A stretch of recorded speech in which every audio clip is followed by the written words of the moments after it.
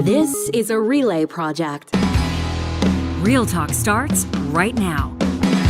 Here's Ryan Jespersen.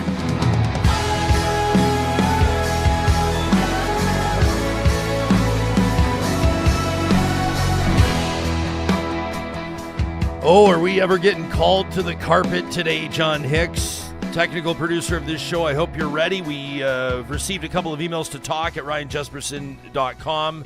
I have not yet shared these emails with you, but what's going on? Yeah, well, it was a comment made on our election coverage show, our first show after the U.S. presidential election. Obviously, Donald Trump will be the 47th president of the United States, but it was a comment that I made that we kind of shared about Kamala Harris that somebody took issue with. And you know what? The minute I read the email, well, you know what? I'm not going to tell you what I thought about the email. I want to read it to you. Yeah. I want to get your reaction on it. But when we invite your feedback on this show, friends, we mean it. We sincerely desire your perspective, and this one might actually change the course of our conversation on the future of the Democratic Party in the United States. This is going to be an amazing episode of Real Talk. We have the former superintendent of Banff National Park.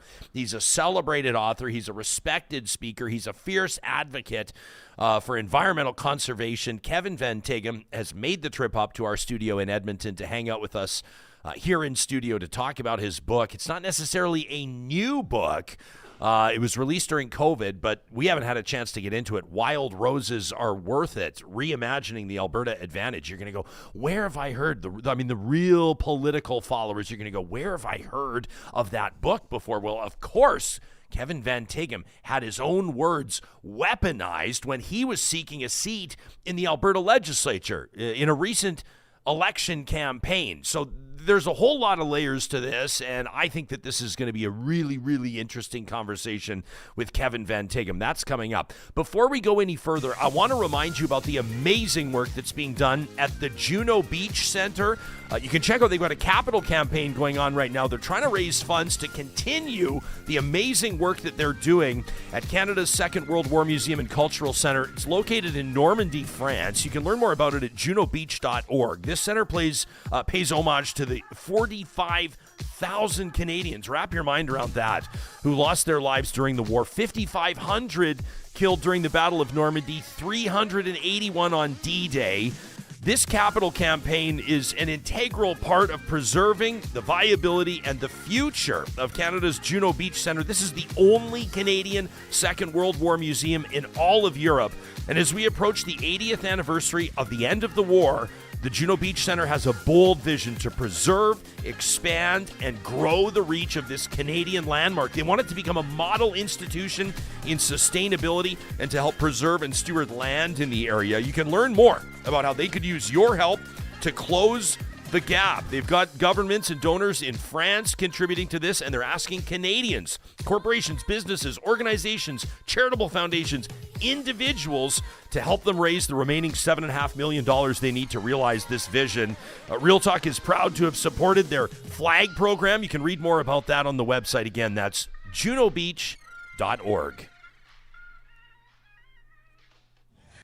The fight for our freedom will take hard work. But like I always say, we like hard work. Hard work is good work. Hard work can be joyful work. And the fight for our country is always worth it. It is always worth it.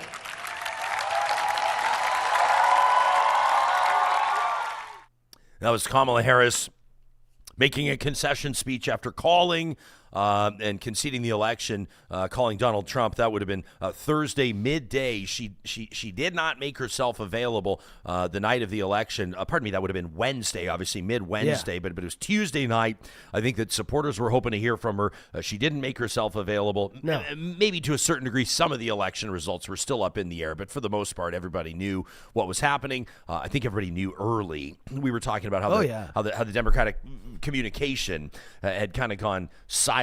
Their Twitter account had gone dark. There weren't a lot of posts. There wasn't a lot happening. HQ was the map was just red, non-existent. and so she steps in front of cameras and supporters on Wednesday and basically does her best to rally the troops, encourage everybody, like Jared Yates Sexton did on our Wednesday episode and our November 6th episode, which you have to check out. Interview. Thought that was an awesome interview. He said, listen, you got to get up. If you feel like giving up, you can't. He says you got to lick your wounds and get back to work. And that was kind of the gist of what Kamala Harris had to say yesterday.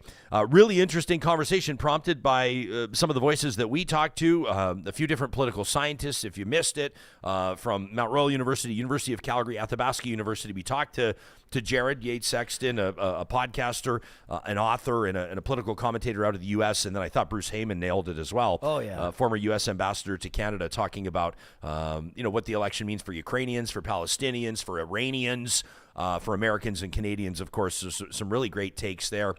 We had talked to Quick Dick McDick, the Saskatchewan-based YouTuber, a conservative, the day before the election, and we talked to him specifically about Trump and tariffs. Yeah. And he basically said, Trump's kind of spelled it out, that it's going to make business more expensive for Canadian producers, including ag producers, could have implications for folks working in oil and gas. And I want to just shout out everybody that was contributing to the conversation online, leaving comments on our TikTok and our Instagram reels, on our tweets as well. There was one that jumped out at me from Cameron, and I appreciated Cameron chiming in, works in the industry, and he shot us this tweet.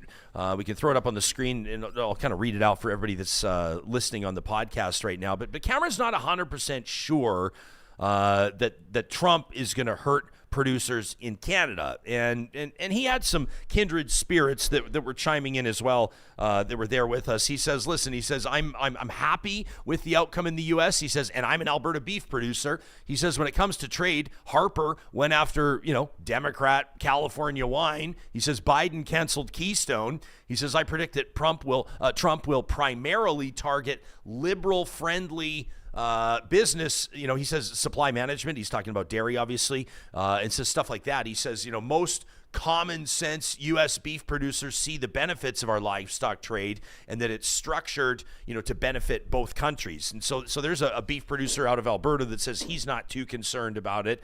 I appreciated Cameron chiming in. Now, you can obviously read some of the replies if you check out and follow us on Twitter at RealTalkRJ. A lot of people are saying, well, you may not realize you're going to get hurt by this, but you probably are going to get hurt. Maybe there'll be a moment of reckoning. Who knows? Time will tell.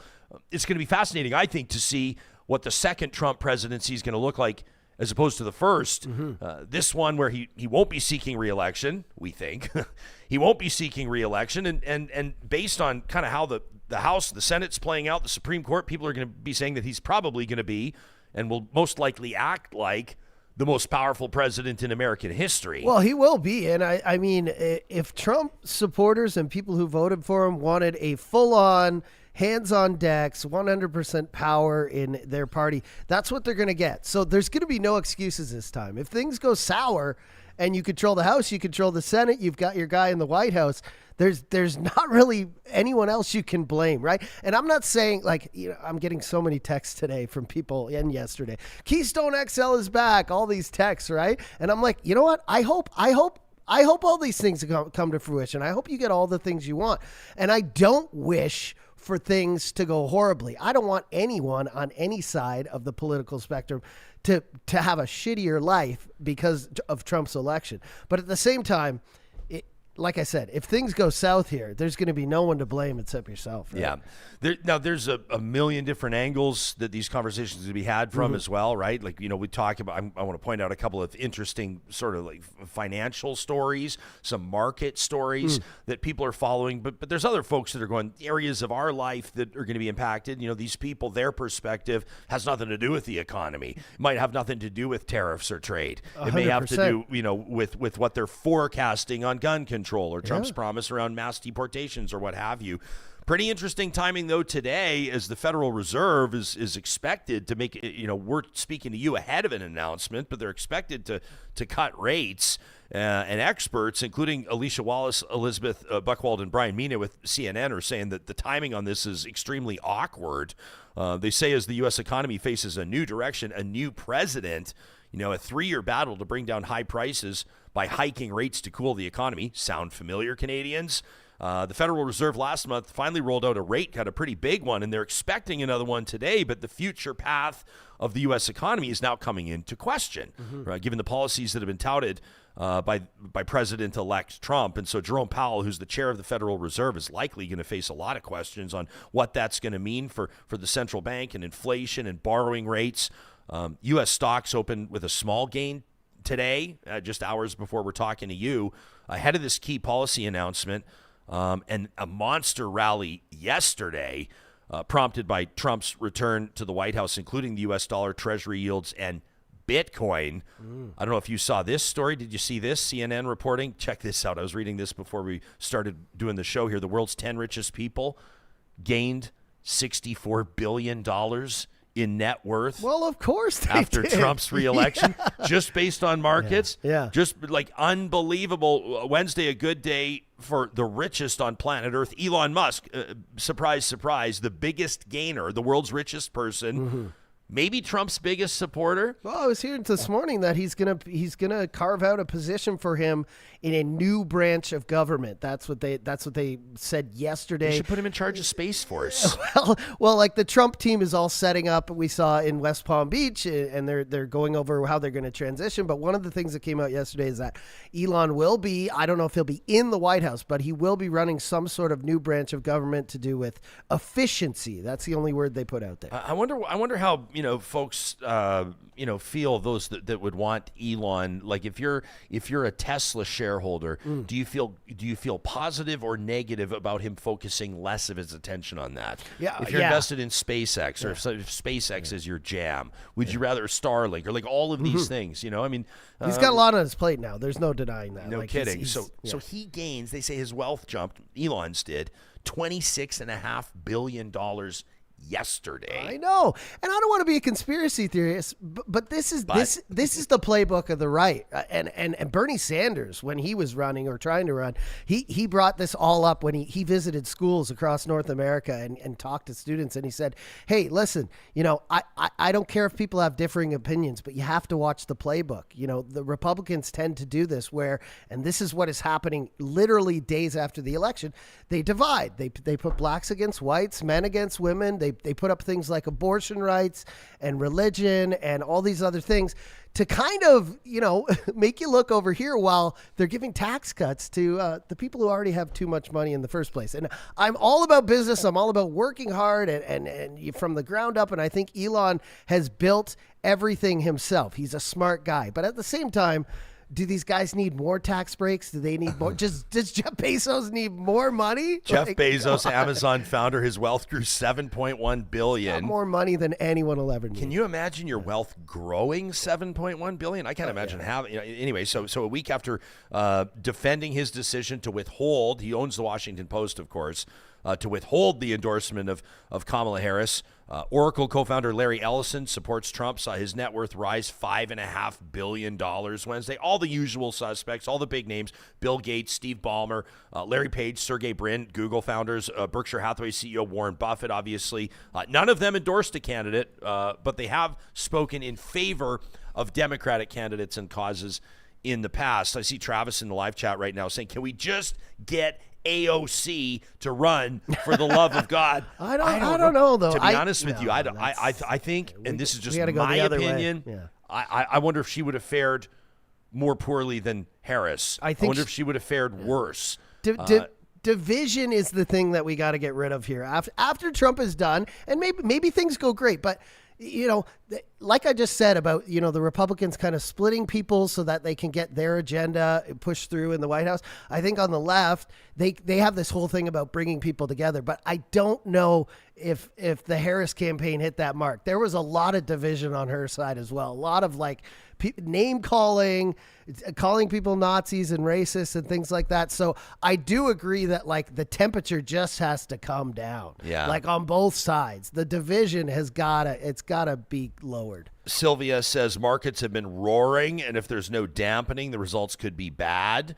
Wise Kyle says he had an 8-point jump in his portfolio yesterday. He says one stock was up 18%. Sell, Kyle, sell. We've got others. Vamp Fashion says if we point out that, Canada supplies 25% of America's daily usage, talking about oil and gas, I'm assuming, says at a discount, they don't need to spend $3 trillion a year to fight off nations that hate them. A tariff is not likely on our oil. A lot of, Michael says there are so many conflicts of interest with Elon Musk being part of government. Listen, big time. There's a lot going on right now on the financial front, but for the Democrats, this is, like Jared Yates Sexton says on the show yesterday, a time to lick their wounds. Here's more of what Vice President Kamala Harris had to say on Wednesday. To the young people who are watching, it is okay to feel sad and disappointed, but please know it's going to be okay. On the campaign, I would often say, when we fight, we win. But here's the thing. Sometimes the fight takes a while. That doesn't mean we won't win. The important thing is don't ever give up. Don't ever give up. Don't ever stop trying to make the world a better place. You have power. And don't you ever listen when anyone tells you something is impossible because it has never been done before. So that's more from Kamala Harris. LT in the chat says, if you guys own any S&P 500, your wealth has gone up as well. Great point. By the way, Corey Hogan from The Strategist, we got into on what outperformed what over the past year or so. You should check it out. It's in our YouTube highlights on our YouTube channel, the S&P 500 versus Bitcoin.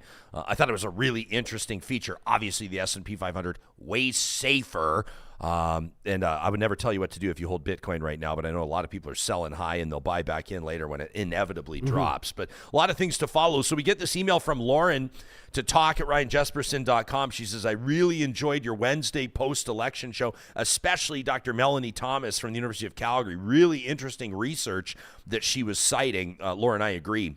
She says, I didn't hold much hope for Ms. Harris because the Dems waited 2 years too long to replace Joe Biden. Says, plus a majority of voters don't want what they're offering. It's sad that they just don't seem to get that. Lauren says, as a progressive-leaning voter myself, I think much of the left has lost the plot. You can implement progressive policies, but you also have to competently deliver basic services. An example, she says, Alberta's two big cities, Calgary and Edmonton, elected progressive mayors whose number one priorities were declaring a climate emergency. Jody Gondek did that on Real Talk, and addressing systemic racism. Amarjeet Sohi in Edmonton. Lauren says, really? How are either of these things part of their mandate or helpful to their citizens who are experiencing huge tax increases and expecting services? You know, Edmonton City Council literally forgot how to plow the main streets for weeks during COVID. Transit's become so dangerous, I've stopped using it out of concern for my own safety. There's an awful lot of garbage all over downtown every day, in spite of the extra staff that supposedly has been hired to clean it up. I still can't go to my counselor's office in person because they still aren't open. That's preposterous, Lauren, if true. That probably has to do more with the City Hall shooting than anything else, she says. But that's more than 2.5 years after I had to go back to my office. She says, I could go on, but my point is that many progressive leaders have demonstrated an amazing ability to expand their mandates while simultaneously demonstrating almost zero ability to competently provide basic services that actually are their mandates. And until they can do that, I don't think they're going to be governing anything bigger than a large city for the foreseeable future, and maybe not even that. I'm not going to be voting for the people I've talked about during the next municipal election, and I know I'm not alone. That from Lauren, and she's probably not 100% wrong. No. And then there's this one from Rebecca. Okay. Here we go. Rebecca says, and she wants this to be submitted for the flamethrower, presented by the DQs of Northwest Edmonton and Sherwood Park, coming up every Friday. I disagree. I think that it deserves more of a spotlight in the leadoff spot on the show. Yes. It fits. It would be great for the flamethrower, but I think you and I need to hash this out right now. Rebecca says, can we have some real talk about the hypocrisy Jespo, that you and Johnny were spewing November 6th about, just wait, how poor form it was. Remember, I said this, how poor form you guys said it was for Vice President Harris to not come out and deliver a concession speech, earmuffs kids, after a grueling and fucking disappointing election. How disrespectful, Ryan, you thought that it was to her supporters and the bad optics of it. Mm-hmm. Because, Rebecca says, okay, I clearly remember both of you supporting Connor McDavid in his refusal to go out on the ice and receive the Conn Smythe Trophy after losing in Game 7 of the Stanley Cup Final. Right? She says yakking, both of you, about how he deserves the time away with his teammates to deal with the loss, and you both fully supported his choice, and she's 100% correct. You got us. She says, so are you just not, and this is the part I don't prefer, she says, so are you just not supporting women making choices now? Is that the difference here? Does Kamala not deserve that time to deal with this great loss? Did she not work her ass off over the last 100 days? She did all these comparisons with the Oilers Cup run. Mm-hmm. She says she is literally shouldering the disappointment of half of a nation and a lot of the fucking world on top of that, says Rebecca. Supporting a man playing a game while shitting on a woman trying to change the world is bad optics. That from Rebecca out of Spruce Grove, Alberta. I'm going to say, Rebecca, this happens on the show not often, but I'm going to say you got us. You got me. And that's not to say that I think it has to do with her being a woman. I don't think it's that. I think accepting an award at a sports event is a little different than coming out and conceding an election that is clearly over. But, man, we just played some clips from her concession speech, but what you didn't see was when she first walked up on stage, obviously roaring applause for many minutes, and when she started her speech, the emotion in her face. I mean, she had tears.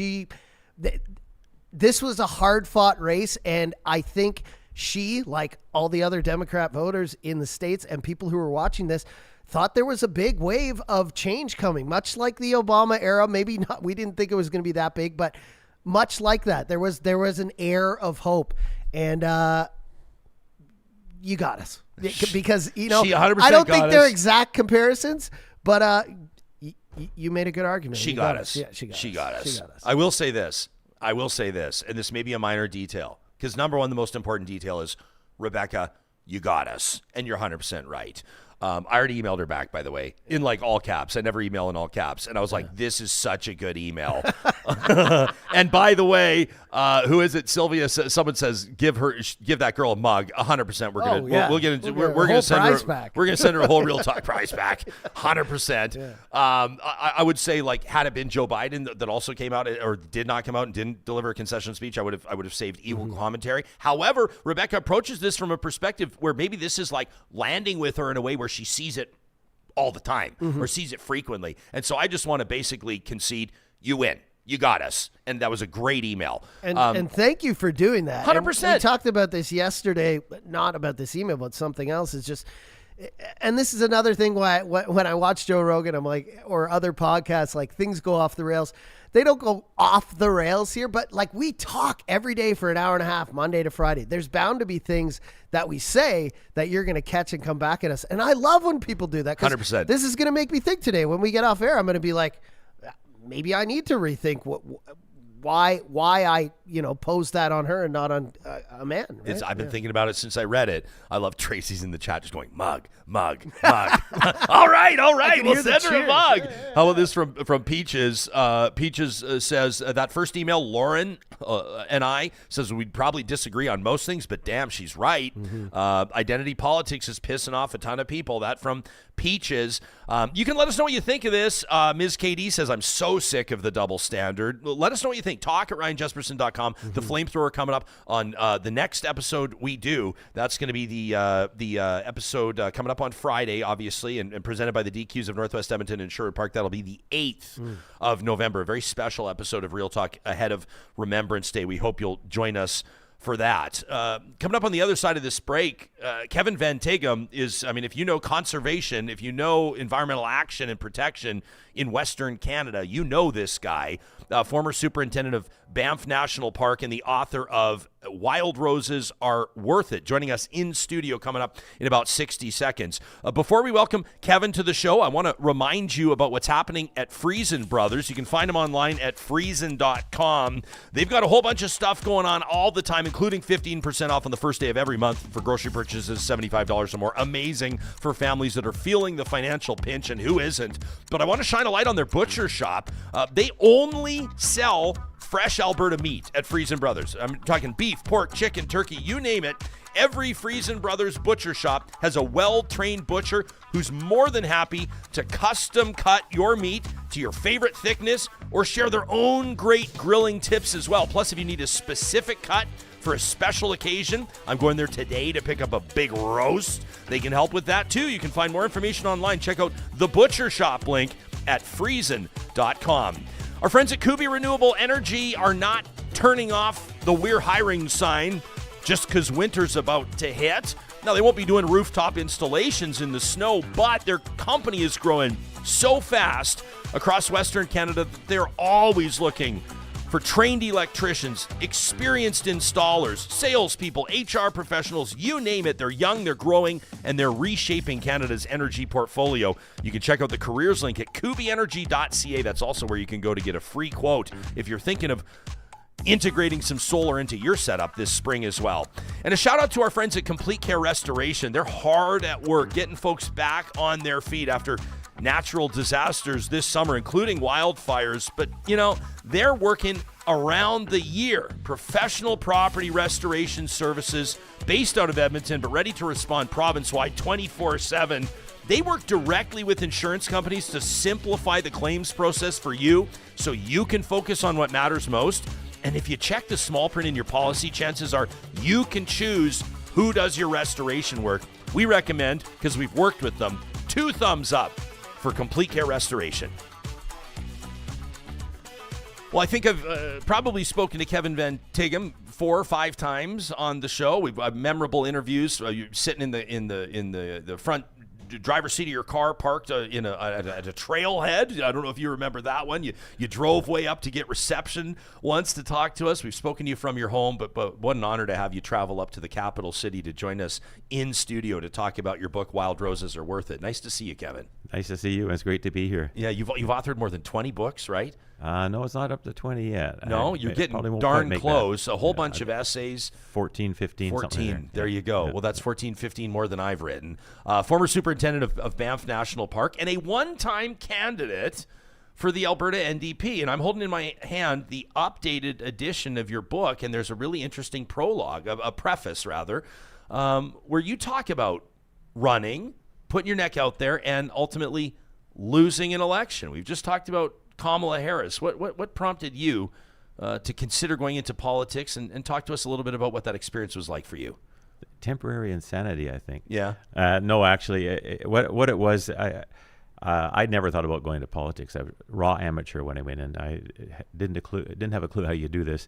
But my center of gravity is rural southwestern Alberta, the Livingston-McLeod area. We've got property on the Old Man River. We live in the High River now. And so I had a long history of working with people in that community and in those areas, a bunch of issues, and I really like my neighbors. And I will say most of my neighbors vote Conservative, and most of my neighbors voted Conservative. They're good people. They work hard. They support each other. They believe in community. They're Albertans, right? And so when this coal issue blew up a few years ago, you might remember the government of Alberta, even before Jason Kenney was elected, was working with the coal industry to open up the eastern slopes for coal strip mining. And they sprang it on us after the election. And our MLA went missing in action because most of the people in Livingston-McLeod realized that water is far more important to Alberta than coal. And they kept raising the concerns, and he had no way of dealing with it because he was basically just working for the UCP. He had to toe the party line, so he went invisible. And I saw that, and I thought, we got to do better than this.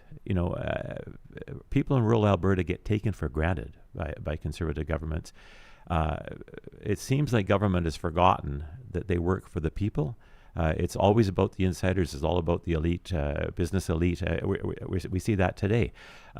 So I thought, no, I'm enjoying my retirement. It's over. I gotta step up and give this a try.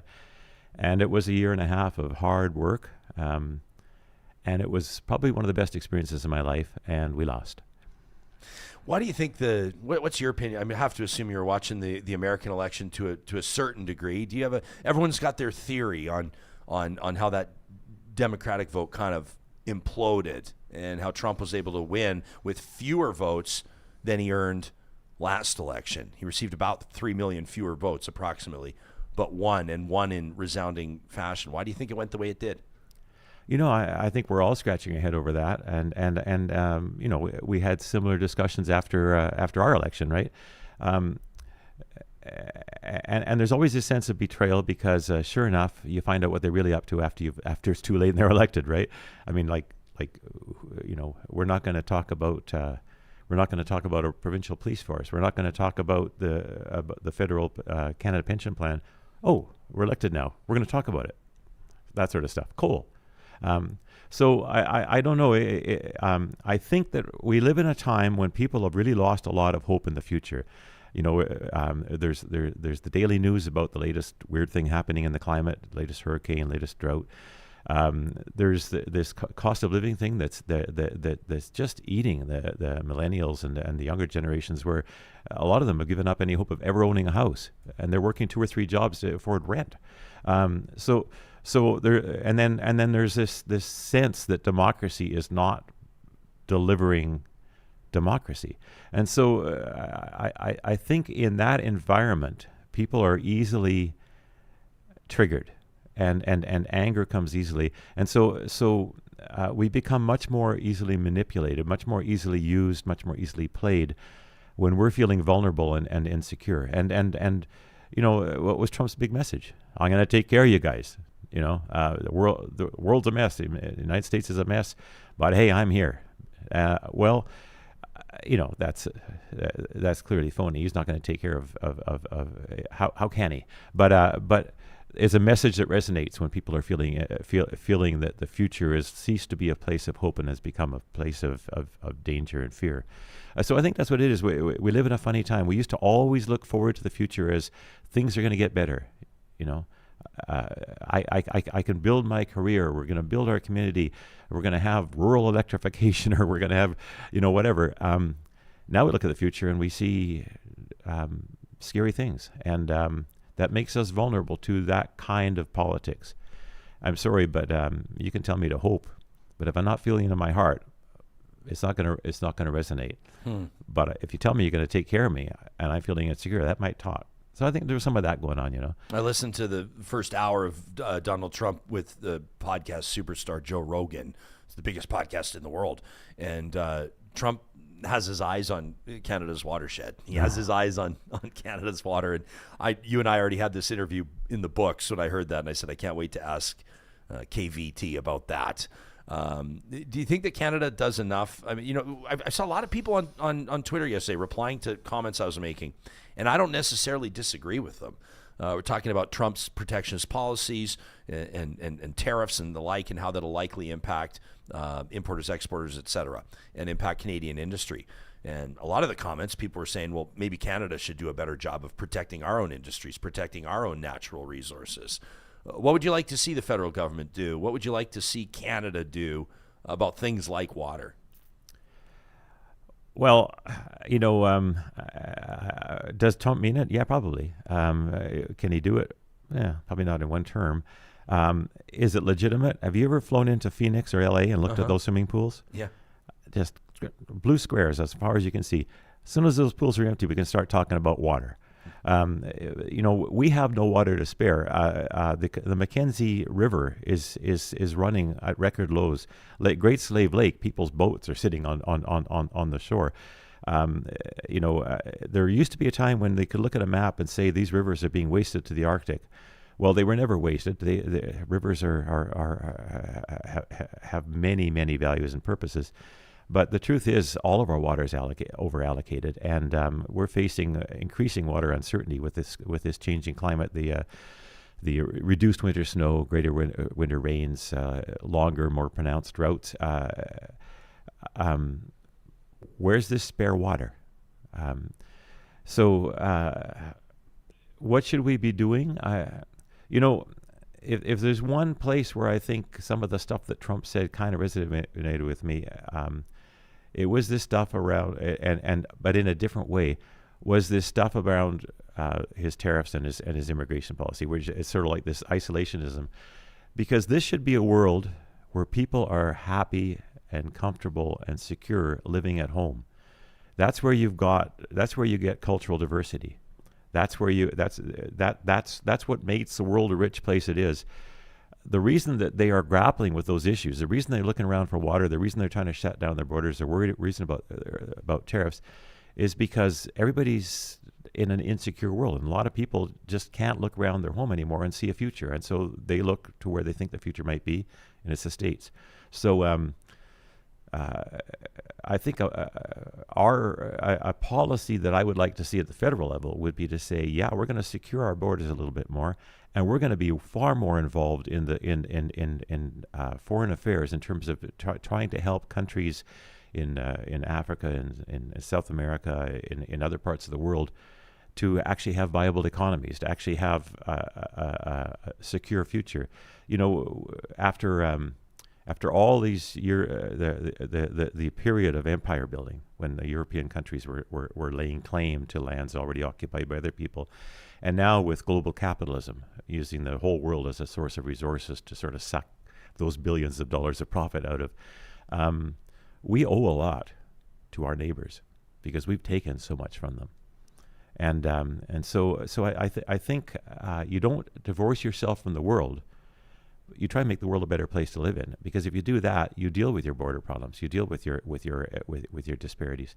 So that's maybe a nuance, and maybe I didn't state it very clearly, but no, I see where you're coming from. But we read an email from an audience member, Lauren, who sort of she describes herself as a progressive voter, but she says the next municipal election in Alberta, she's not voting for the progressive or incumbent candidates. Because she feels that they're sort of derelict of duty, like they've been sort of a little too pie in the sky. My words, not hers. But I wonder if folks, many folks listening will say, I'm having a hard time paying my utility bill or paying my grocery bill. So all this idea of paying back developing countries for empire building eras of capitalism, that's not my concern right now. I think a lot of people are there right now. Well, I'll tell you something. In the next election, I'll be voting for the progressive parties in Alberta, and I'll tell you why. Because that criticism applies equally well on all sides of the political spectrum. We have a government right now that's focused on attacking trans kids, that has doubled the transaction fees associated with the selling of a home. They're focused on all their little projects. While the cost of living is going through the roof. We've seen inflation like we've never seen during the last 2 terms of the UCP government. And what are they doing? They're pursuing the Take Back Alberta agenda. So, I mean, it applies on both sides. You get a mandate, you expand your mandate, and the whole world, the things you're responsible fall apart. Like, do you have a doctor? I don't have a doctor. I just got one. There you go. And how long do you have to wait for surgery in this province? Our kids are going to overcrowded schools, dealing with burned out teachers and understaffed classrooms. These are the things we hire governments to do, and they're not being dealt with because we're too busy passing, trans laws and picking fights with the feds because it is always good to have an enemy, You mentioned Take Back Alberta. You saw David Parker told everybody, their founder, that he was voting no for Smith's leadership review. So he would have been among the 8.5% that voted no. He says she hasn't kept her promise. He figures she's not doing enough for them. Isn't that weird? Which is, I want to touch on some of the stuff you're talking about, obviously, and we've got you for a good amount of time here, so I appreciate that. I want to circle back, though, on coal, because I do think, there are things happening. If anyone's keeping an eye on it, it's you. But like the average Albertan, I don't think realizes what's going on. Credit Bob Weber, who's done some reporting for the Canadian Press on this. I'll cite his report, Government Documents, that took a long time for a group of Alberta ranchers to get their hands on. They fought for 4 years to get these documents, which confirm that there's been coal lobbying on Rockies mining, months of planning. Kim Seaver is an independent journalist. You can read Kim's work at albertaworker.ca. He's just published a story today about Alberta's UCP government awarding a coal lease in sensitive bird habitat. That's at albertaworker.ca if anybody wants to read that. So what's going on right now that people might not be aware of?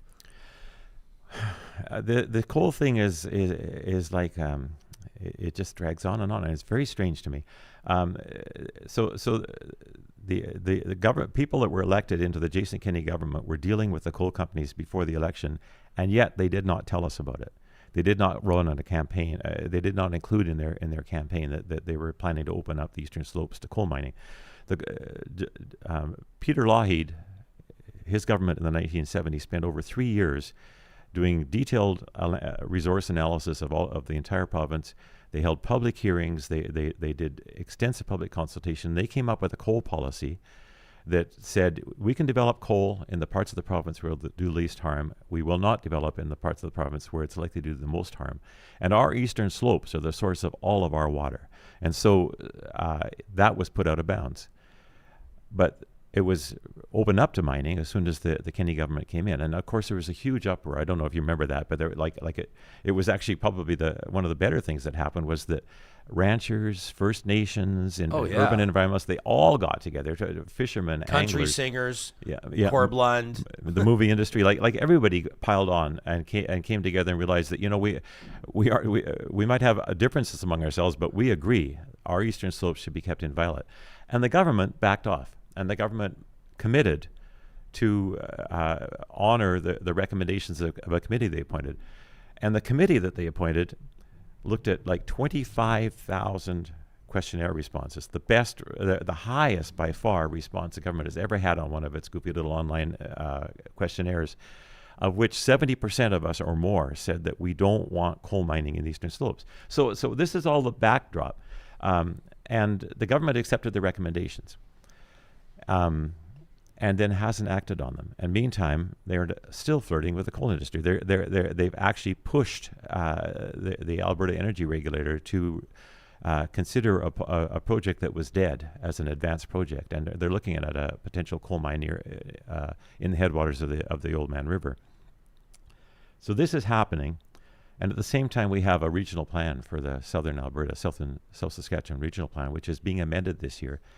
And the government is being very, very low-key on that because they left themselves an escape hatch when they closed down coal mining. They said coal mining is closed down unless it's approved in a regional plan. So am I paranoid and suspicious? Yeah, and legitimately so. I'm suspecting that we're going to see them open up the Old Man headwaters to coal again, and they're going to do it through the South Saskatchewan regional plan. That they've got a goofy little online consultation about that they will say was their effort to do public consultation. So we're not out of the woods. There is a current coal mine proposal actually in the regulatory process, even though coal mining is being shut down.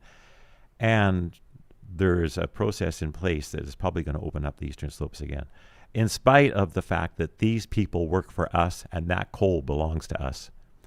And we should be the ones that make the decision about how it's managed. And we've told them what the decision is, and they're ignoring it. So this is what we get. Yeah, it's proven to be very politically unpopular. And that's the part that I can't quite wrap my mind around, because my understanding of it is that it's not even, like, relatively speaking, it's not even that lucrative of an opportunity. Let's say hypothetically the oil sands didn't exist. Like, let's rewind back to the 1950s, right? And let's imagine that somebody says to us, I mean, this is not hypothetical. This actually kind of is what happened. Yeah. But let's imagine it as a protected area, like just an area that the public adored. Let's say it was a provincial park, whatever.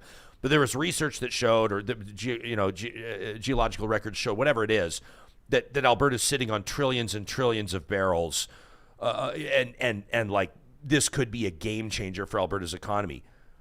I guarantee that people would be open-minded, as Albertans have proven to be through the decades subsequent, to mining the oil sands, to developing the oil sands. And it's been a game changer for Alberta's and Canada's economy.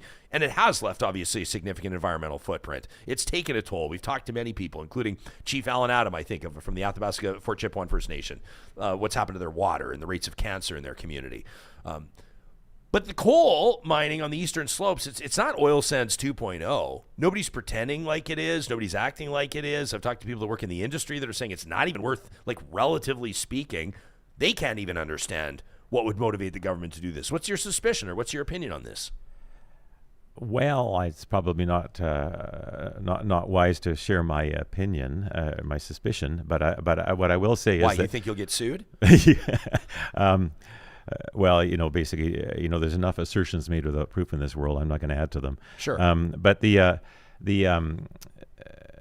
irony with the Grassy Mountain coal mine that's being proposed right now is most of it's private land, so there's actually no royalties will be paid to the province of Alberta. The coal and the land will are in the ownership of the company. So there's no royalty profits to the province. Most coal operations now are highly automated. The trucks don't even have drivers. They're driven remotely. So the promise of jobs it's probably valid in terms of the construction phase, but after that, in the operating phase, it's just basically everything they can do to cut costs, and most costs are labor costs. So the jobs aren't going to be there. So why? It doesn't make any sense. Especially considering the most strategic resource for this province is water. We have 2/3 of Canada's irrigated agriculture, whole agribusiness, thousands of jobs. They're relying on good, clean, reliable supplies of water that comes out of those coal-bearing mountains. And we are going to put that at risk. We're going to put that at risk for something that doesn't even have any economic benefit. Somebody's going to benefit somewhere, but it's not us. We've got, and we make this bold claim because our Real Talkers back it up every single day, the most engaged and intelligent live talk show audience in Canada, and I'm about to prove it to you with some great comments here. Dwayne says, an Australian coal mining company suing the UCP for billions, for nearly $4 billion for breaking contract agreements. More coal mining companies are suing the UCP for $10.8 billion for breaking more contract agreements. Idris says this government's infatuation with coal development is so backward it boggles the mind. Very few jobs, huge long-term environmental impacts. It's a dying resource. Interesting comment here from Horse Lake Ranch says shaving off a mountain is a ridiculous idea. Mark Doran, you probably know from the Polluter Pay Federation, says the only solution to coal is to shut it down via AER hearings and Court of Appeal action. This way we don't have to pay de facto appropriation compensation to Aussie coal miners. Super Chat Ken has an interesting theory on why this is happening. He says, I think they resurrected the Grassy Mountain project because of that $10 billion lawsuit against the government. I think they're very worried about that case coming to court and information becoming public. I think they're worried about information coming public. A lot of these coal company lawsuits against the government don't have much meat to them. I mean, they were issued leases. A lease, being issued a lease does not give you a development right, and so they want compensation for coal they were never given the right to mine. But Grassy Mountain's a different situation. It's owned by Gina Reinhart, the wealthiest woman in Australia, and not widely loved. They put a lot of money into that, and if they can't develop that mine, yeah, they'll go after the government for it, and it'll come out of our pockets.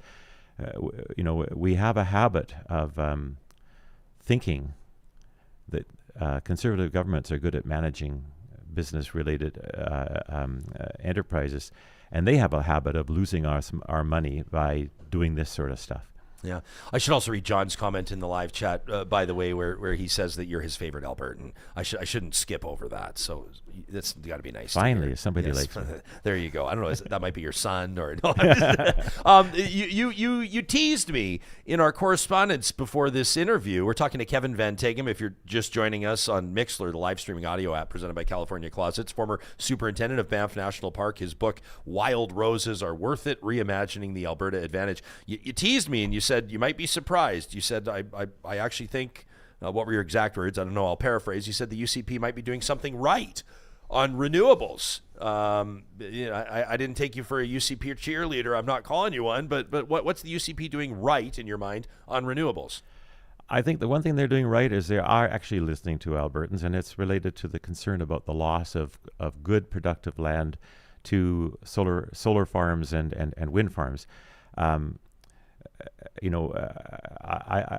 I got to say, I've seen windmills, especially the earlier stages of the wind industry. They were putting windmills on intact native fescue grassland, which basically fragments it. I mean, birds aren't going to nest underneath that stuff. It's got roads all through it. The weeds follow the roads. We're running out of grassland. Like I think what was the latest statistic? It was something like 2/3 of prairie birds have vanished because their habitat's gone. So that was dumb. Like, why would you take a rare habitat and put windmills on it when it's managed to survive all our other economic activities? And by the same token, we're losing farmland to these big solar farms. And meantime, in the big cities, we've got mall parking lots that are baking in the sun that could really use some shade. We've got warehouse roofs that go on for miles. We've got all sorts of places where we could put this this renewable energy infrastructure without taking away from farming, without taking away from nature. And so some of the policies that they brought in are in that vein, and I kind of like that. The only thing I would argue is that our energy industry has also got non-renewable energy, and the same rules that apply to wind and solar should apply to gas and oil. No surface disturbance of native prairie, no fragmentation of farmland. Look for ways to concentrate your development on areas that are already disturbed and already developed, and try and get win-wins instead of win-loses. Do you think that Alberta's current political and economic climate leaves any real room for conservation, or is environmental protection kind of like a footnote in Alberta's pursuit of prosperity? Well, I'm not going to say that I agree with their motives. I suspect that this very much is this is a petro state under Daniel Smith and the UCP. It really is a company, an industry that works for the oil and gas industry, and so that's all a part of this. Is there room for conservation? I'm not seeing it. They've opened up the grizzly bear hunt again. They're playing wink, wink, nudge, nudge on wolf bounties. They've eliminated trapping limits. You can trap as many fur bearers as you want, including rare ones like wolverines. They aren't demonstrating an awful lot of concern about the nature of Alberta. We did. I don't know if you saw this, but we talked to Kim Odland, who's a conservationist and really doing important work. Kim Odland, co-founder of Exposed Wildlife Conservancy. This is on the 31st of October. If people want to check out that episode that we did, he's really fighting. Him and Johnny Marriott, the incredible wildlife photographer, fighting to stop that trapping contest, that wolf trapping contest. It's not sanctioned by the Alberta government. It kind of looks like it is, but it's being presented by the Alberta Trappers Association. But it kind of opened our eyes to it. I was fascinated to see the conversation in the chat. We have audience members that grew up trapping. It's part of their family's history. It's part of their cultural history. Indigenous people have obviously trapped for many, many years. But I think the average person also, we saw a lot of comments from people saying that's not really how we should be doing it in 2024. Where do you land on trapping and the appropriateness of it and the cultural significance of it and a contest that awards a belt buckle for the biggest wolf? I'll be honest with you, you might not like this. I don't see anything wrong. Kim was really pissed off about the belt buckle. I actually thought the belt buckle was kind of cool. And did you get one? Yeah, well, I don't know. I'm not a trapper, but I mean, I think I'd love to win a buckle one day for a fishing derby. But you get the idea. Where do you land on trapping in general? Well, it's complicated, and it's really important that when you look at these issues, not to look at the surface and think you're seeing everything that's there. It was trappers that played a real role in alerting the public to what was happening up in the Little Smoky region north of Edson and Hinton, where the government was spreading strychnine to try and control wolves to help the caribou come back. And they were killing everything because the winter economy in boreal Canada is a scavenging economy, and most of the animals and birds that are there look for carcasses to feed on. When they find carcasses full of strychnine, they die. So it was like it became a biological desert in order to save one species of animal, which is probably doomed by climate change. Might get in trouble for that one, but I think let's look at the world through clear eyes.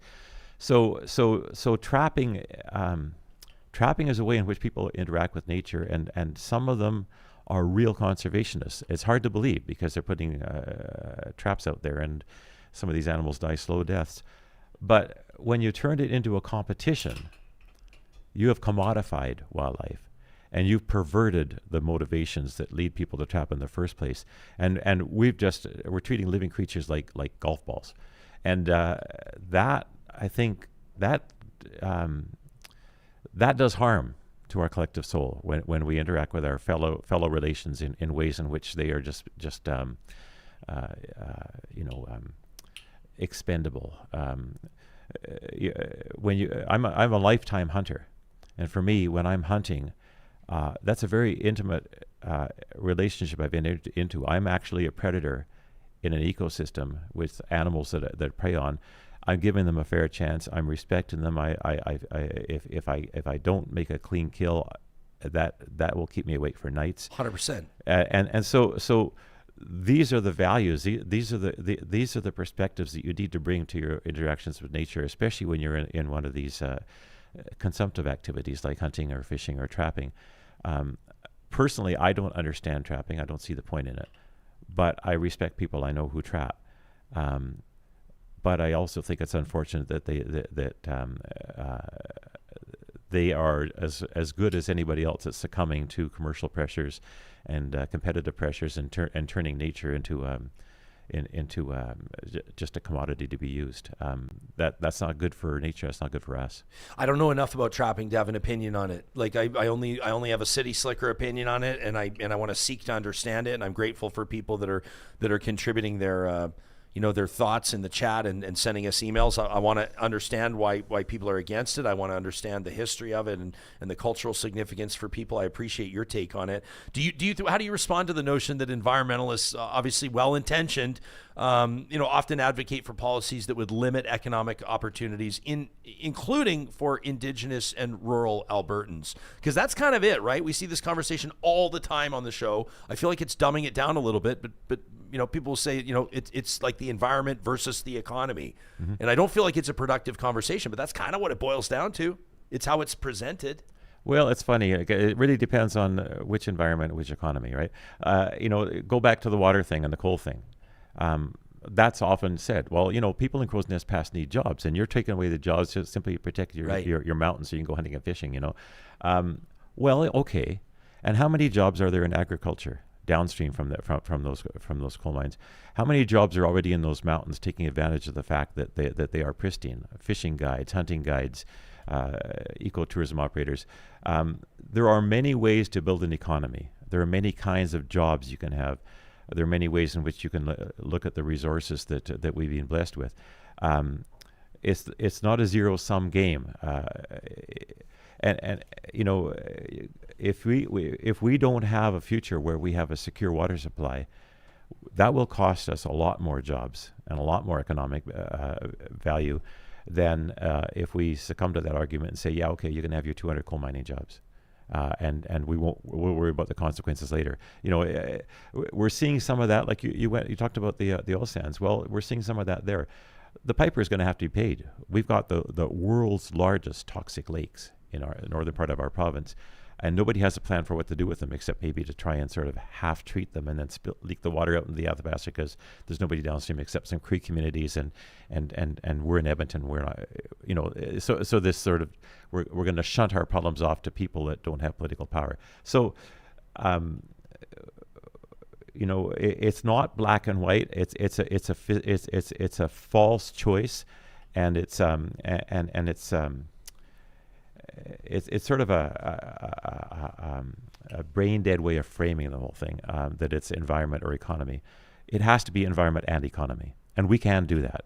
We've done that for sectors of the economy have been like that for years. You look at foothills cattle grazing in the foothills of southern Alberta. That is a totally sustainable industry. They're living on natural capital. They're restoring natural environments. Yeah, there's issues that they've had to solve, like cows like to get their feet wet and hang out in the creek. They found solutions, and that industry can sustain itself for centuries, but not if we're mining their water sources. 100%. So there you go. So what jobs? What economy? We're talking to Kevin Van Tighem, his new book. Well, it's not a new book, is it, Kevin? But like launching a book during COVID, that must have been tough. It was impossible. Yeah, so I'm grateful to have a chance to talk to you about it. Wild Roses Are Worth It, Reimagining the Alberta Advantage. I want to get into detail. What does reimagining the Alberta Advantage look like in just a quick second? Plus, you're the former superintendent of Banff National Park. I have to ask you about wildfire management and forest management. You knew that question was coming following what happened in Jasper at the end of July.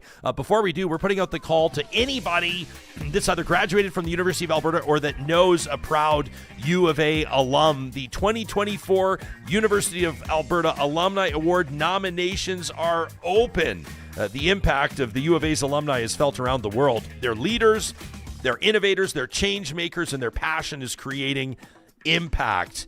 So if you know an outstanding U of A alum, we're inviting you, if they've inspired you, to nominate that change maker, that world shaper, that status quo breaker, those who have redefined excellence and deserve recognition. There's 5 different categories: professional excellence, university service, emerging leadership, that's for the youngins, so to speak, provincial and national influence, and groundbreaking innovation. You can make that nomination today by visiting uab.ca/nominate, and we'll pop that into the show notes on the podcast and on YouTube to make it nice and easy for you. We're so proud at Real Talk to be partnering with UCAN Youth Services.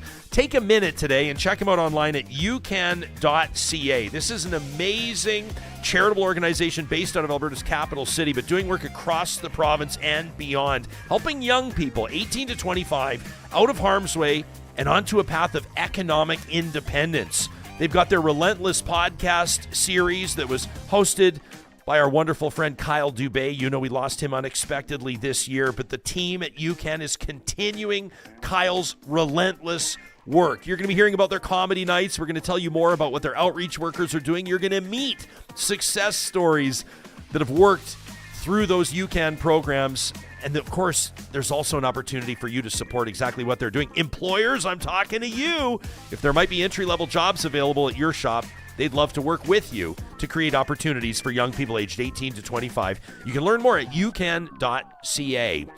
And of course, California Closets, you know, the best in the business when it comes to custom closets and storage solutions for the entire home. I feel like, Johnny, I'm just getting to know my custom California closet a little bit better. I've just done a clothing purge. I've cut my t-shirts in half. I've cut my athletic socks in half. It was painful. I'm really sentimental about my t-shirts, but I'll tell you, this closet shines now, baby. It's like an installation that adds value to our home, but also I just love walking into my closet every morning to get ready. Everything's organized just how we asked them to design it. That was 10 years ago, still looks brand new. These things are guaranteed for life, and they can work with any budget. You can request your free consultation today at californiaclosets.ca. Hanging out with Kevin Van Tighem, former superintendent of Banff National Park. Everybody's got an opinion, including federal political leaders, folks on the internet.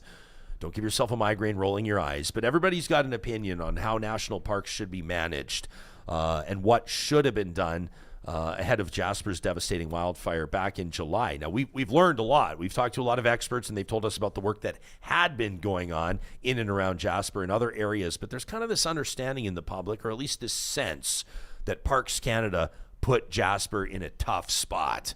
You were the superintendent of Banff National Park. What did you see in Banff? What's your opinion on what happened in Jasper? And what do you think we need to learn from it? Well, I should also add, I worked for 3 different terms of time in Jasper National Park. I've actually worked longer in Jasper than I ever worked in Banff. I didn't know that. Yeah, and actually years ago, my brother graduated from high school, came up and decided to sleep on my couch, and after a week, I booted him out because he found himself a job. And he stayed. I left, and he was the fire chief for many years in that town. Your brother was? Yeah, great. Wow. Yeah. So I don't have just opinions on Jasper. I've got experience with Jasper. Yes. One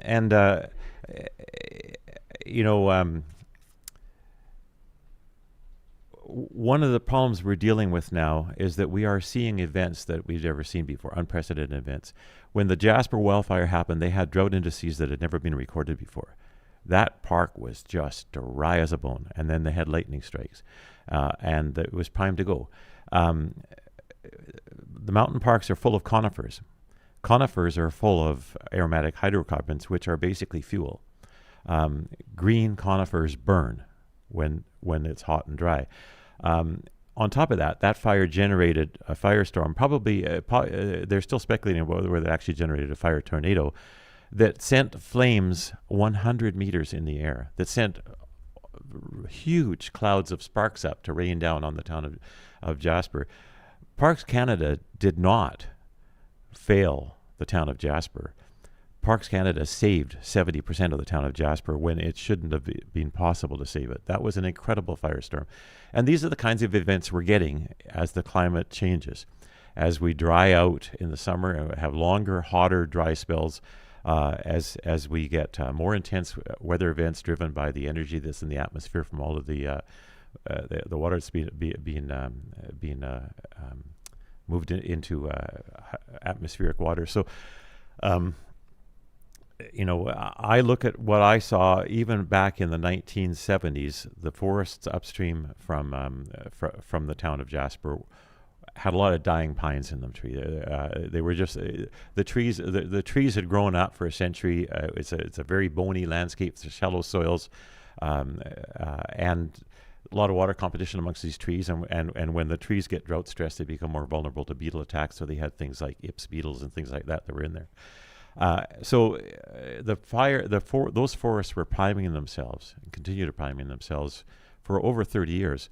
During those same 30 years, Parks Canada was thinning the forest adjacent to the town of Jasper, pulling out a lot of the fuel trees and creating gaps so that there was less competition. The trees didn't drought out so earlier, and there was less likelihood that if a fire got going, it would be able to get into the canopy.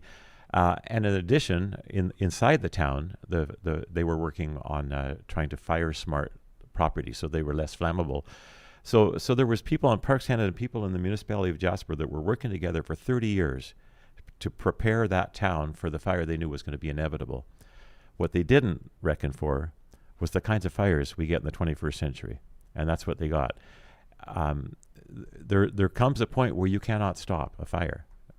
Certain fires are like, we had the same discussion after the big Keno fire in Waterton. And I remember talking to a couple of ranchers on the park boundary saying, well, Parks Canada shouldn't let it burn.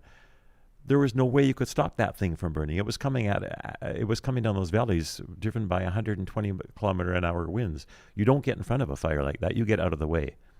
So, there's lots of Monday morning quarterbacks. There's lots of armchair experts who are quite prepared to find somebody to point their finger at and to find blame. When I look at the Jasper fire, I look at an incredible operation by incredibly dedicated people after decades of preparation that saved 70% of the town and left nobody in that town dead. Hats off to all of them. And don't tell me that the Parks Canada did something wrong there. Parks Canada did a lot that was right. Do you think that Parks Canada is on the right track nationwide, or do you think, obviously I think after any natural disaster, there will be lessons learned. But is there a major lesson to be learned with Jasper, or is this just kind of a perfect storm? Well, it's not just in the national parks. It's Fort McMurray burned, right? Kevin, I look at the Edmonton's River Valley, and I wonder if there could be a roaring fire right in the heart of Alberta's capital city. There could be. I mean, we've got however many I would say fire trucks, but still. I like you say, I was the superintendent of Banff, and I look at it now, and I'm it's not my job to second guess anything that's happening now. I had my chance.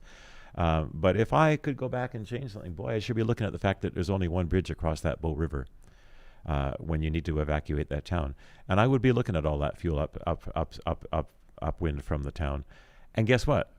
That's what they're doing. They're working on fire guards. They've been working on fire guards on Sulphur Mountain for probably 20 years now. And now they're working on other fire guards. Well, Canmore should be doing the same thing. Maybe Edmonton should be doing the same thing. Hinton, Edson, we have got a lot of people living in forested environments that are full of fuel in a changing climate with much more unpredictable and extreme weather events coming at us.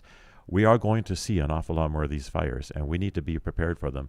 And the time to prepare for them is not when you see the smoke plume coming over the near hill. No kidding. When you hear that evacuation may be coming, and then hours later, that's exactly what's happening. I've just so enjoyed hanging out with you. I want to let people know, like, with your book, it's neat. It's like a collection of essays. So I really like how you've written it. And I wanted to read this from the back before I get you to sort of give us a challenge here to inspire us. But this review, amidst significant social, economic, and environmental changes, we need new ways to remember our past, to understand our present, and to envision our future. And this inspiring body of work, your book, arrives just in time for tomorrow. I love how they wrote that. Wild roses are worth it. Reimagining the Alberta Advantage. What does that look like? Challenge this audience. How do we reimagine the Alberta Advantage?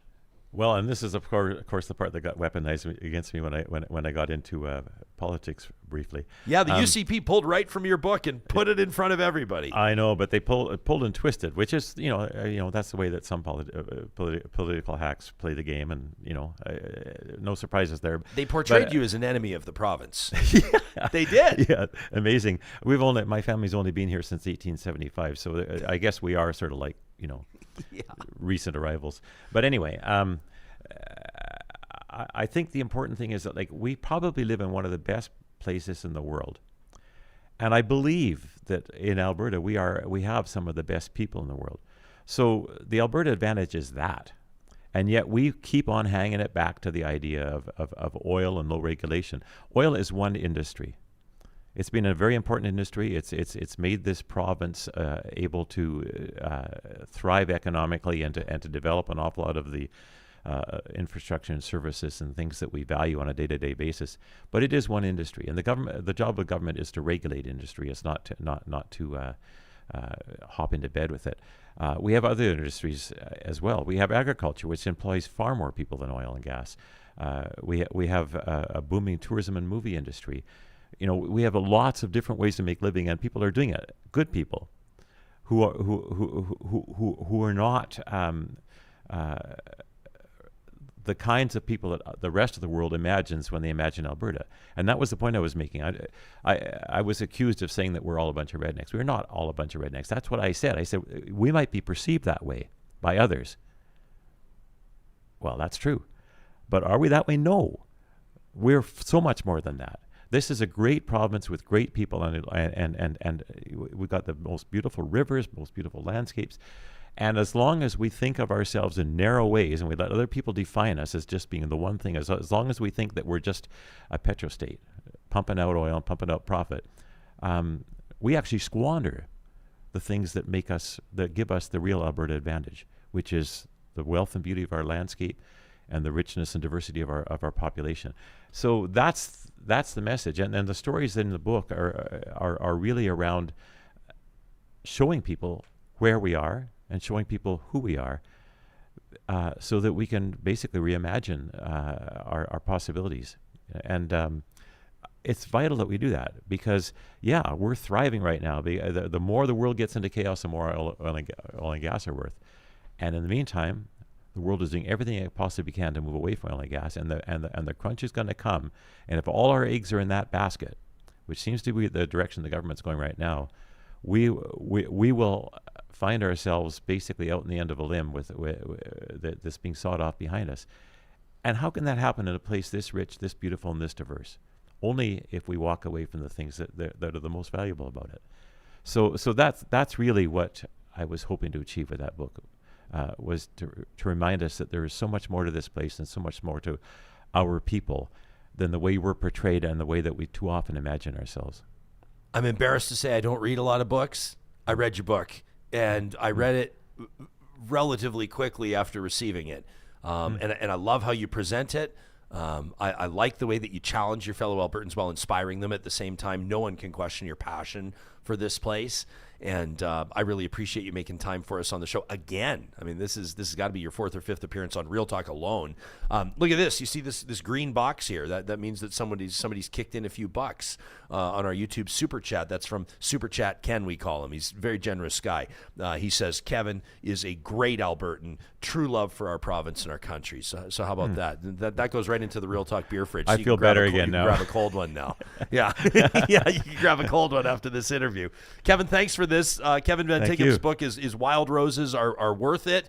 Reimagining the Alberta Advantage. You can find it wherever you get good books, and we'll link directly in the show notes if you'd like to order it and have it shipped right to your door.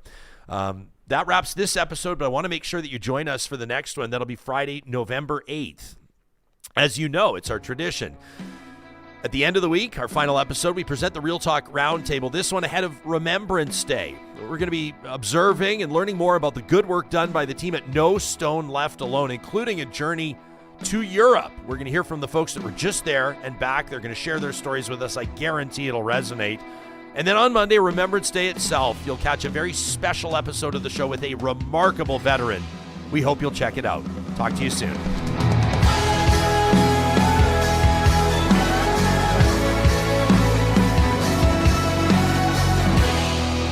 Real Talk is hosted by Ryan Jespersen, executive producer Josh Dunford, technical producer John Hicks.